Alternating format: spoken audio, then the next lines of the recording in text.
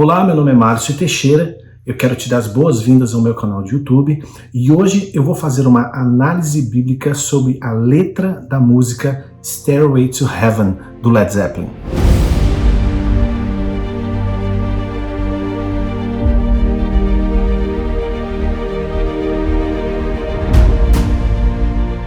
E antes de eu começar falando no conteúdo de hoje, eu quero convidar você a se inscrever aqui no canal, clicar no sininho de notificação para que o YouTube te avise toda vez que eu subo um vídeo novo aqui.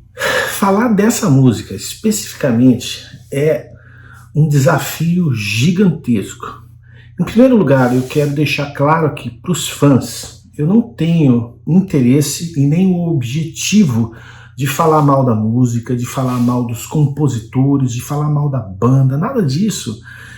São músicos históricos, são músicos que compuseram uma das músicas mais históricas da história do rock. Eu ouvi essa música muito, toquei ela muito, eu sei tocar ela nota por nota, obviamente não sou tão bom para tocar o solo do Jimmy Page, mas eu cresci tocando essa música, porque um dos meus melhores amigos era fã do Led Zeppelin e ele me ensinava a tocar tocando essa música. É inegável que essa é, sem dúvida alguma, a música mais importante na história dessa banda. Tá? Todo aluno de violão e guitarra inicia a tocar o seu instrumento tocando essa música.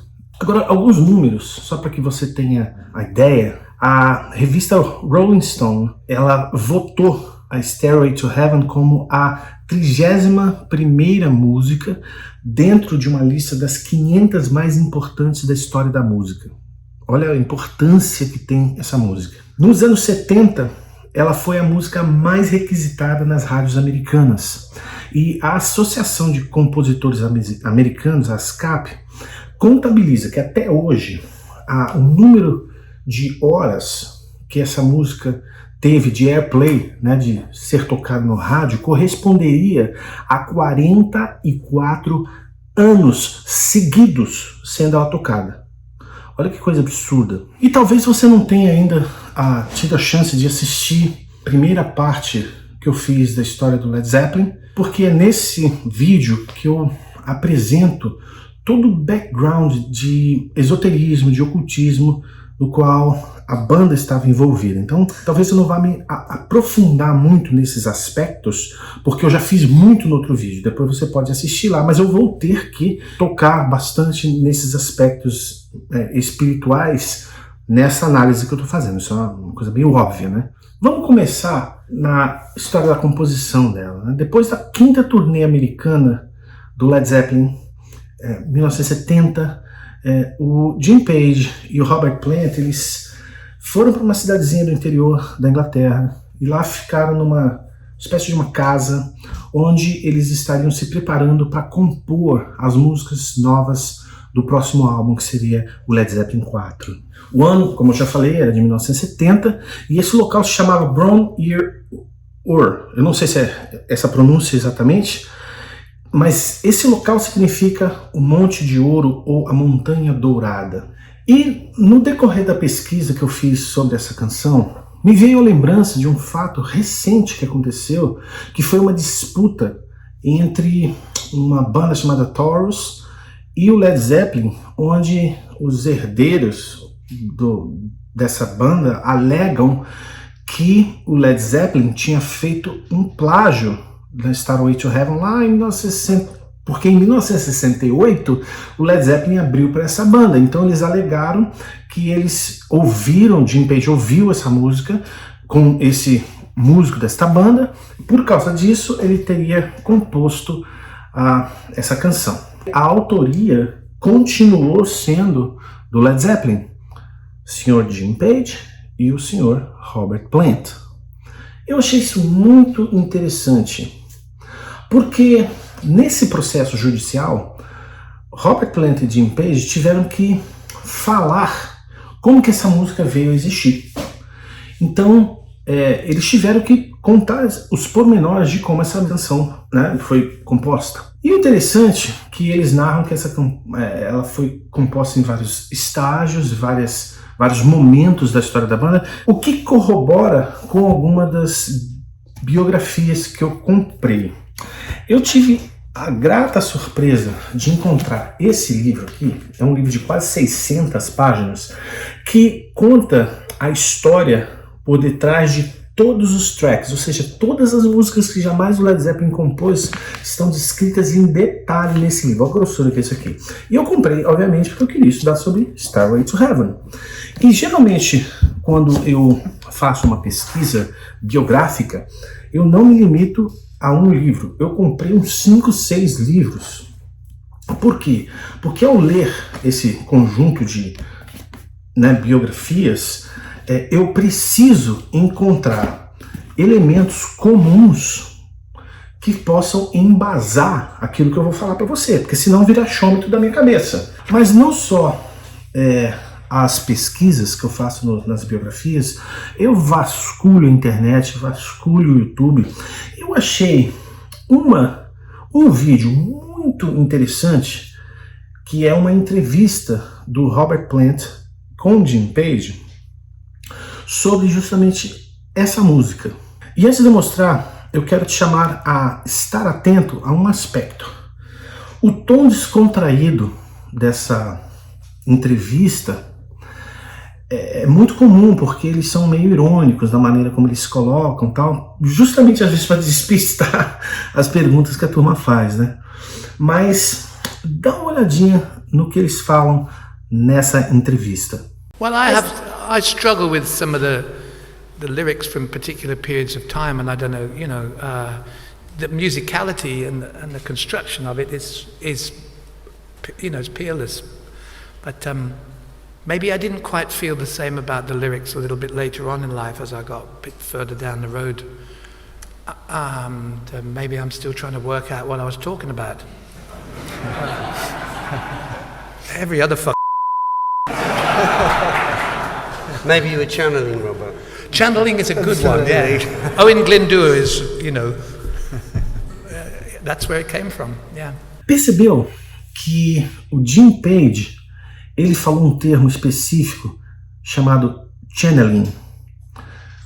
E esse termo específico que ele falou para o Robert Plant, meio que foi um gatilho para o próprio Robert Plant. Isso aí, é canalização. E o porquê que ele usou esse termo? Será que ele estava brincando? Será que é um termo à toa que ele usou? Não, não é um termo à toa. Ele usou esse termo em diversas situações, diversas entrevistas, e o curioso é que todas essas biografias usam esse termo. Todas elas, sem exceção. Esse livro das músicas tem, esse livro da história de Jim Page tem, esse aqui da Maldição do Led Zeppelin também tem, e os Gigantes na Terra também tem esse termo canalização. E é pensando justamente nesse termo que eu gostaria de ler nesse livro aqui o que significa esse termo. E a razão pela qual eu estou utilizando esse livro aqui, a Maldição do Led Zeppelin, é porque esse livro aqui, ele foi escrito por um ocultista. Na página 66, o autor diz o seguinte: a música Stairway to Heaven tem sido descrita não somente como uma música, mas como um encantamento. E eu diria por um número inequívoco de razões. Os encantamentos que são jogados durante os rituais do ocultismo ganham poder através da fé, a emoção e a repetição. E esses são importantes elementos para a acumulação de energia dentro desses encantamentos. Muitas vezes comparado com o clímax e o crescimento do clímax de uma relação sexual. É o que está aqui. O som tem o supremo poder na magia das vibrações que o som cria, causando uma ponte entre a terceira e a quarta dimensão.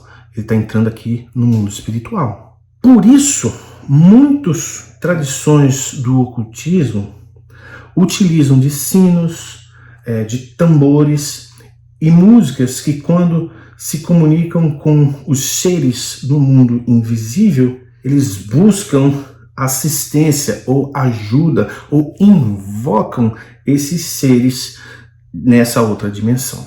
Na página 67, ele fala sobre o termo channeling. O Jim Page e o Robert Plant têm publicamente dito que um grande número das suas músicas foram canalizadas, entre aspas. No caso de Starway to Heaven, eles inegavelmente disseram isso. O Robert Plant disse que a letra foi escrita pela sua mão enquanto ele estava sem estar ciente do que estava acontecendo com ele. Isso é comumente conhecido como uma inscrição automática ou uma canalização espiritualista nos círculos do ocultismo. Basicamente, você relaxa e se abre com uma caneta na mão e um papel na sua frente. Isso acontece a algumas pessoas sem que elas conscientemente estejam pedindo para que isso ou que outros intencionalmente façam isso por eles. Robert Plant, quando foi escrever a letra, ele simplesmente entrou num transe. E nesse transe ele foi canalizado por um ser que tomou a sua mão e escreveu essa letra. E esse processo de canalização que acontece com Robert Plant acontece justamente no auge do que esses biógrafos aqui descrevem como sendo o mais profundo da relação de Jim Page com o ocultismo. E era o Jim Page que meio que liderava isso dentro da banda e trazia para dentro da banda as suas experiências espirituais. Então, assim como em toda sociedade secreta possui graus para você ir galgando, né? No esoterismo, no ocultismo, esse processo de evolução espiritual, ele sempre vai caminhar de um patamar mais baixo para um patamar mais elevado, e a ideia de uma escadaria em direção ao céu é absolutamente perfeita dentro de um contexto espiritual no qual eles estavam vivendo. E era isso que eles buscavam uma iluminação espiritual mais elevada. Vou fazer a análise de alguns versos dessa música, e eu quero colocar aqui o primeiro verso. O verso 1, eu quero que você esteja vendo aí na tela, diz o seguinte: há uma senhora que tem certeza que tudo que reluz é ouro, e ela está comprando uma escadaria para o céu. Quando ela chega lá, ela sabe se as lojas estão fechadas. Com uma palavra ela pode conseguir o que ela veio buscar. Ela está comprando uma escadaria para o céu. Essa primeira estrofe, ela não está fazendo uma alusão a uma mulher. O que o espírito canalizado através de Robert Plant está comunicando para você e para mim nessa primeira frase é simples. Ele está utilizando uma menção metafórica do primeiro elo da cabala judaica chamado Yesod. No hebraico, isso se refere ao seu desejo intrínseco do homem em busca do seu autoconhecimento. Toda a estrutura da letra está em volta dessa árvore da vida da cabala que possui estágios, certo? O Yesod aqui, e se você vê a árvore da cabala judaica, é a primeira bolinha ali embaixo, aliás, é a segunda, mas que está logo abaixo da árvore ali, que ela é como se fosse uma personificação de uma mulher que entende que o brilho que reluz, que ela chama de ouro, é a luz interior que a leva a galgar essa escada do seu autoconhecimento. Que no ocultismo, óbvio, eles estão utilizando simbolicamente essa escada em direção a Deus. Eles alegam de que essa analogia dessa escada está baseada na escada de Jacó, que nós lemos na Bíblia em Gênesis 28, de 10 a 19. O brilho do ouro expressa o potencial de crescimento dessa pessoa que está em busca desse autoconhecimento. Para o esotérico, essa escada fictícia nada mais é do que um símbolo e descarta qualquer possibilidade da presença de um Deus num plano físico. Ou seja, já na abertura da música, a gente tem o descartar da pessoa ou de um ser divino de um plano físico dentro desse contexto de autoconhecimento. E aqui eu quero fazer uma comparação do que esse espírito canalizado através de Robert Plant está falando e o que a Bíblia Sagrada nos diz sobre essa escadaria de Jacó, já que é uma menção direta a essa escadaria que nós lemos em Gênesis 28, de 10 a 22, onde Deus mostra um sonho onde os seus anjos subiam e desciam nessa escada. Jacó estava dormindo e colocou a cabeça dele numa pedra e ali ele tem esse sonho. Nesse local existia uma cidade chamada Luz, que depois esse nome foi trocado para Betel, ou Casa de Deus. Bet, casa, El, Deus, né? O foco desse trecho de Gênesis não está na escadaria, e sim no local chamado Betel.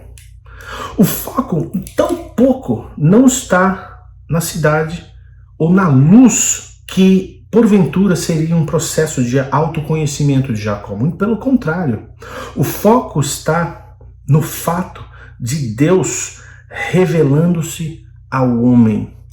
Porque aqui, Deus, o Criador dos céus e da terra, ele fala o seguinte: por cima dela quem? Dessa escada, estava o Senhor, que lhe disse: eu sou o Senhor, o Deus de Abraão, teu pai, o Deus de Isaque. Esta terra em que estás deitado, eu a darei a ti e a tua descendência. Então, o foco aqui não é a escada. O foco aqui é a promessa de Deus sobre a terra. E que ele, Deus, daria essa promessa. Eu achei muito interessante a diferença onde, misticamente falando, é uma busca do autoconhecimento. Mas tem um outro aspecto interessante sobre essa escadaria que a gente lê em Gênesis, que ela mostra que o homem não pode ter acesso ao céu. Nenhum empreendimento humano pode dar ao homem o acesso ao céu. E interessante que Jesus mesmo fez uma menção a essa escadaria. Acho que ele já sabia que Led Zeppelin escreveu essa música. Deixa eu ver aqui, João capítulo 1, lá no primeiro capítulo do Evangelho de João, no versículo 51, tem uma pequenina menção que Jesus fala ali. Eu vou ler para você. Ele fala assim: e Jesus diz: na verdade, vos digo que vereis o céu aberto e os anjos de Deus subindo e descendo sobre o Filho do Homem. O interessante é que aqui, quando Jesus utiliza uma palavra em verdade vos digo, quando ele tem essa repetição de palavra, ele está querendo dizer o seguinte: cara, o que eu vou te dizer é tão sério, é tão importante, que você tem que prestar atenção. E a mensagem é: um dia você vai ver os anjos do céu subindo e descendo sobre o Filho do Homem. Mas quem é o Filho do Homem? Se Jesus é chamado Filho de Deus, a quem Jesus está se referindo a Natanael aqui? Eu vou revelar isso aí para você já já. Segura esse pensamento. Quem é o Filho de um Homem? Mas percebe que na Bíblia Sagrada, ao contrário da escadaria, onde você sobe para um autoconhecimento, na Bíblia é o contrário. Deus desceu para estar com o homem. Deus fala que os anjos descem e sobem sobre o Filho do Homem. Percebe a diferença? Vem de cima para baixo e não de baixo para cima.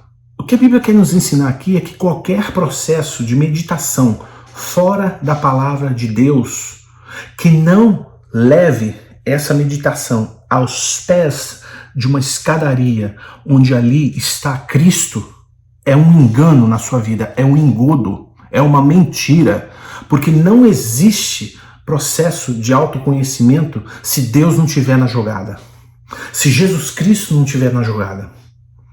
Sabe por quê?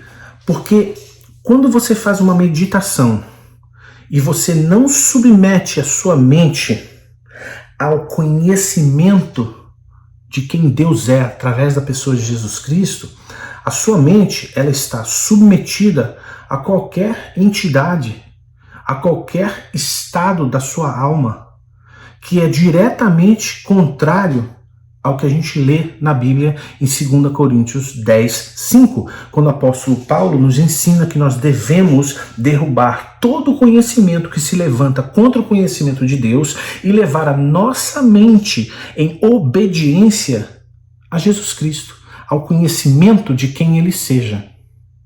Sabe por quê? Porque a Bíblia ela tem uma rápida forma de te ensinar a se autoconhecer. Bem, voltando para a letra de Stairway to Heaven, no verso 2, lembra que a entidade canalizada através de Robert Plant, ele conta uma história dessa mulher e nessa estrofe faz uma alusão da diferença de significados e símbolos. Todas as ordens esotéricas sempre trabalharão com símbolos.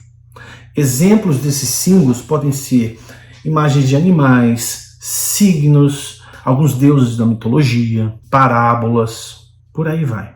E nessa estrofe existe um alerta para aquela pessoa que está nessa jornada, cuidado para você não se desviar dela, entendeu?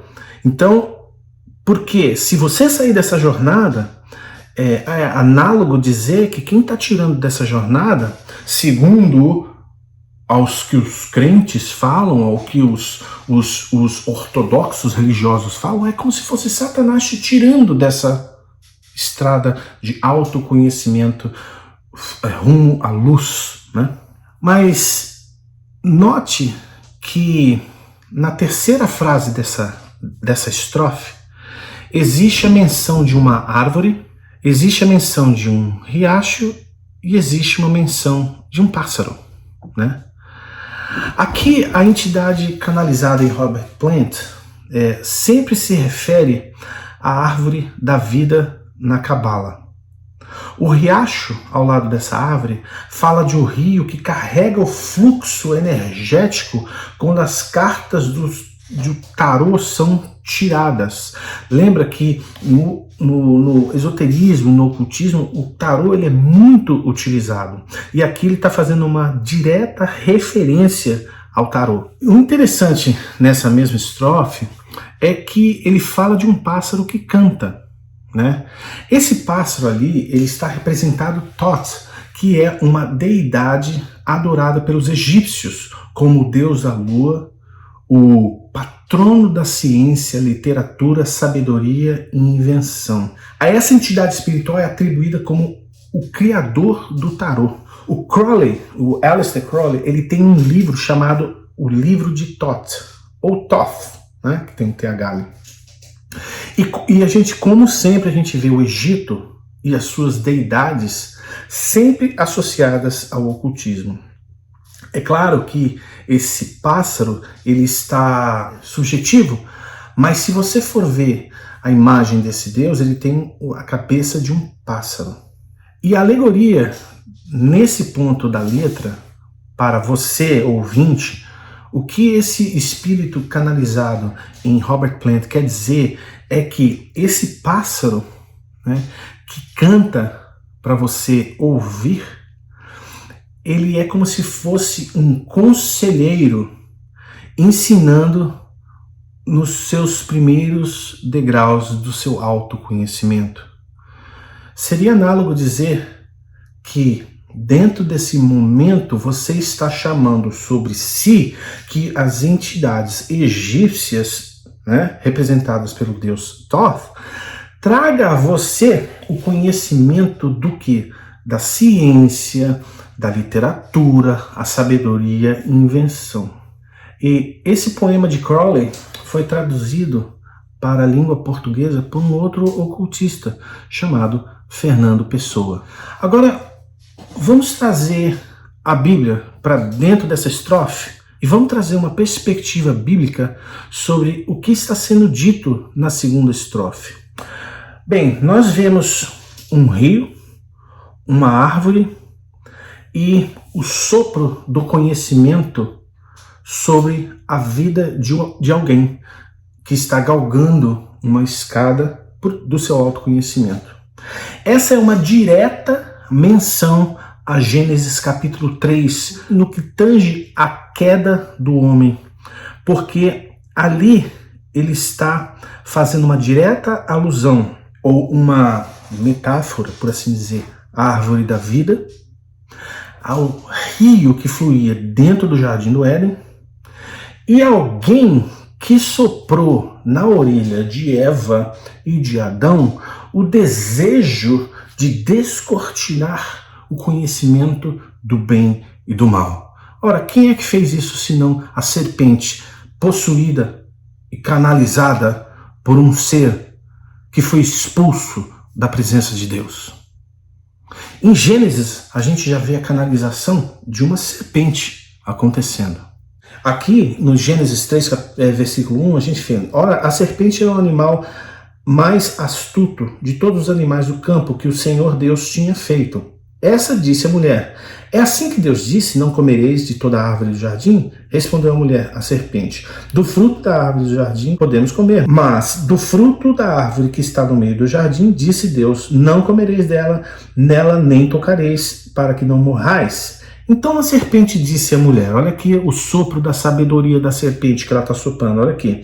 Então a serpente disse à mulher, certamente vocês não vão morrer, porque Deus sabe que no dia em que comerdes desse fruto, os vossos olhos se abrirão e sereis como Deus, conhecendo o bem e o mal. Tá vendo aqui? Essa ideia do conhecimento, de sabedoria, vem no Gênesis. O que esse espírito canalizado em Robert Plant está falando, ele está fazendo uma direta menção, ele está usando o que ele conheceu no Éden e trazendo, empacotando de uma outra forma, de uma forma bonitinha para apresentar para você, ouvinte, o que aconteceu dentro do próprio Éden. Porque são esses espíritos que sopram ao longo do caminho que vão guiar a sua existência. Sério, cara. Que espíritos são esses que você acha?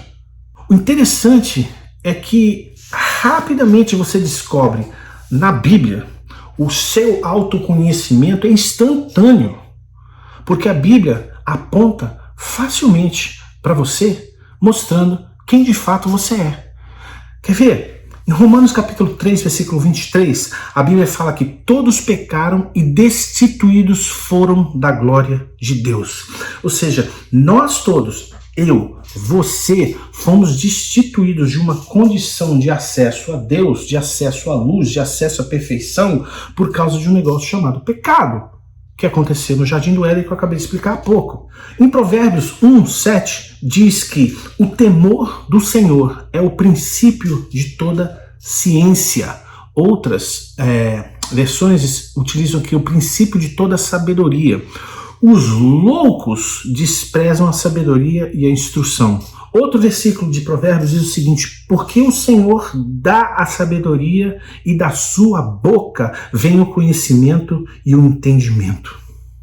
Salmo 139 diz que o Senhor conhece o nosso assentar e o nosso levantar. O Senhor conhece a palavra que vai vir na nossa boca, sem antes dela inclusive estar na sua boca. Se nós descêssemos mais profundo do abismo, subíssemos mais alto das montanhas, lá Deus estaria. Então não tem como nós fugirmos do aspecto de que todo conhecimento não é dado por todos. Não é dado por um pássaro numa escadaria. Todo conhecimento é dado ao homem pela boca do próprio Deus, através da sua palavra. No verso 4, para mim, um dos mais importantes na trajetória dessa canção.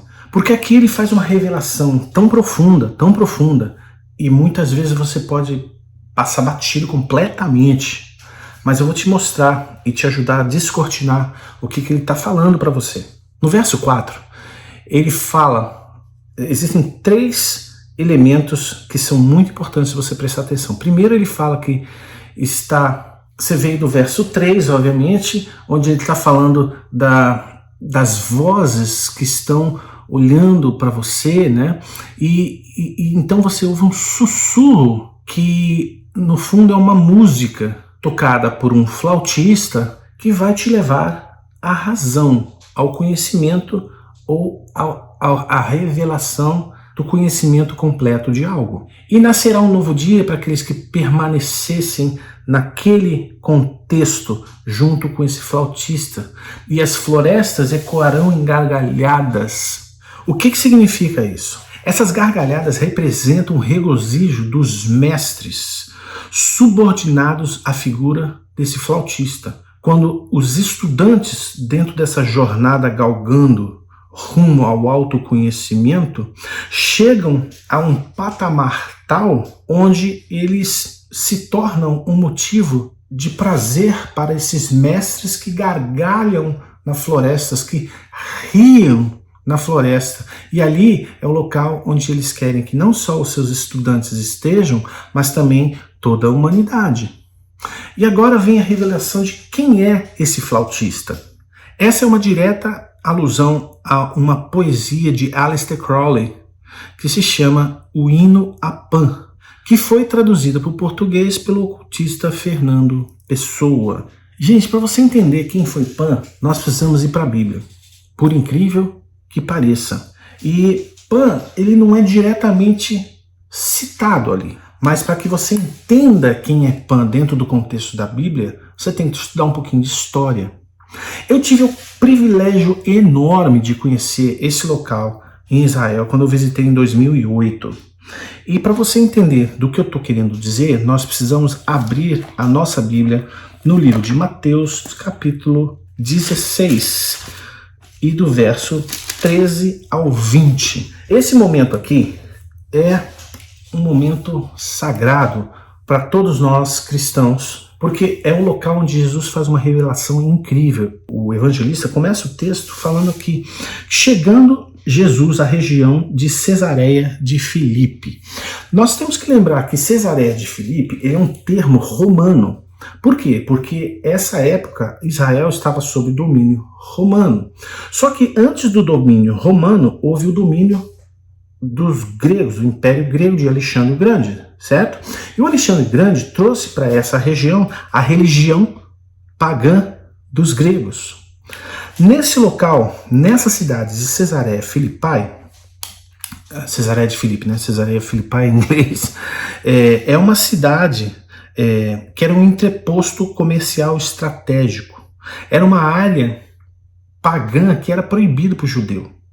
Então Jesus ir lá com os discípulos tem um significado extremamente profundo. E ele faz a pergunta, pessoal, quem é que o pessoal diz por aí que é o Filho do Homem? Quem é? Ou seja, ele está tentando personificar o Filho do Homem. E lembra que eu falei de Filho do Homem no início do vídeo? Por que Jesus está fazendo essa menção?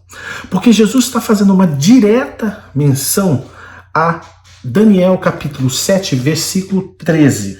E está escrito no livro de Daniel que eu estava olhando nas minhas visões de noite e vi que vinha nas nuvens do céu como o Filho do Homem. Ele se dirigiu ao ancião de dias, que é uma menção direta à pessoa de Deus, e o fizeram chegar até ele. Foi-lhe dado domínio, a honra e o reino. Todos os povos e nações e línguas o adoraram. O seu domínio é um domínio eterno que não passará, e o seu reino o único que não será destruído. Ele estava testando os discípulos, porque ele sabia que o Filho do Homem era ele. Ele era o Filho do Homem dito em Daniel capítulo 7, que eu acabei de ler para vocês. Então os discípulos respondem, olha, um é Elias, outro é não sei quem, outro é Jeremias, outro é João Batista. Aí ele pergunta assim, e para você, quem é que eu sou? Para vocês aí, discípulos. E Pedrão vai lá e fala, ó, você é o Cristo, o Filho do Deus vivo.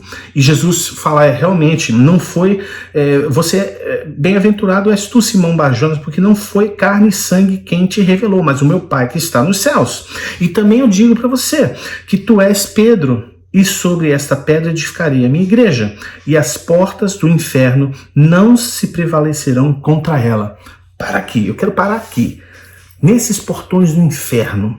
Olha que loucura. Jesus está falando para Pedro, Pedro, eu vou edificar a minha igreja em cima disso que você falou, que eu, Jesus Cristo, sou o Filho do Deus vivo. É esse princípio sobre o qual a minha igreja vai ser construída. E os portões do inferno não vão conter você. Por que ele está falando isso? Porque ele estava dizendo, ensinando que a igreja pregaria o evangelho para toda criatura, certo? Muito bem. Esse texto fica meio sem sentido se você não conhecer o que é Cesareia de Filipe. Na época que essa cidade estava sob o domínio helenístico, sob o domínio do Império de Alexandre o Grande, grego, né? O local dessa cidade ela não se chamava Cesareia de Filipe, ela se chamava Pânias. E por que Pânias? Porque nesse local existia um centro religioso de culto e adoração ao deus Pan. Pan é aquele deus metade homem, metade animal, que toca uma flauta. Daí a menção de Robert Plant nessa letra ser um flautista. Ele está fazendo uma direta menção a esse Deus que Jesus estava falando na Bíblia. Só que, se você estuda a história dessa cidade naquela época, no primeiro século, você vai ver que quando os romanos estavam dominando a região, o que eles fizeram? Eles fizeram para que houvesse um sincretismo religioso da cultura grega com os romanos, eles construíram um templo que dava de costas para uma gruta enorme. Eu tive nessa gruta em 2008 e eu entrei lá dentro e tirei uma foto lá de dentro para um produto de uma Bíblia que eu trabalhava. E foi uma experiência incrível, tal. Mas nesse buraco, que hoje é só um buraco gigantesco, na antiguidade eram os fundos de um templo pagão. Deus Pan, ele era o Deus que abençoava a fertilidade dos animais. Então, os animais eles eram trazidos ali e oferecidos como sacrifícios nesse templo. E nesse templo era uma caverna que tinha uma fonte de água que abastecia o Rio Jordão. Então, quando eles jogavam aquele animal sacrificado dentro daquele buraco, naquela caverna, se o animal descesse, submergisse para as profundezas, eles entendiam que o Deus das profundezas aceitara a oferta, aceitara o sacrifício daquele animal. Qual é o nome daquele Deus? Pan. Ele era considerado o Deus do submundo. Quem é o Deus do submundo? Satanás. Então, esse flautista, na letra do Led Zeppelin, é uma direta menção à pessoa de Satanás. É a pessoa de Satanás que está com música trazendo e conduzindo ao iniciado, ou ao estudante, ou ao que está galgando aqueles patamares de autoconhecimento. É ele mesmo, ele em pessoa. E aqui Jesus diz que a igreja prevaleceria contra os portões do inferno. E por que Jesus usou o termo de portões? Porque é um portão do qual a pessoa que entra não sai, a menos que alguém vá lá dentro, anuncie o evangelho e de lá de dentro essa pessoa saia. Mas olha no verso 6 o que esse espírito canalizado está dizendo a você. A sua cabeça de quem? A pessoa que está galgando nessa jornada, está zumbindo e não vai, caso você não saiba, não vai o que? Subir. O flautista está chamando você para você se juntar a ele. Você pode ouvir o vento soprar. Você sabia? Sua escada está no vento sussurrante. Essa estrofe é uma clara demonstração de uma invocação direta de Robert Plant e Jim Page, a pessoa de Lúcifer, convidando você a se juntar a eles. Esse é um hino diretamente escrito por esse ser que canalizou Robert Plant.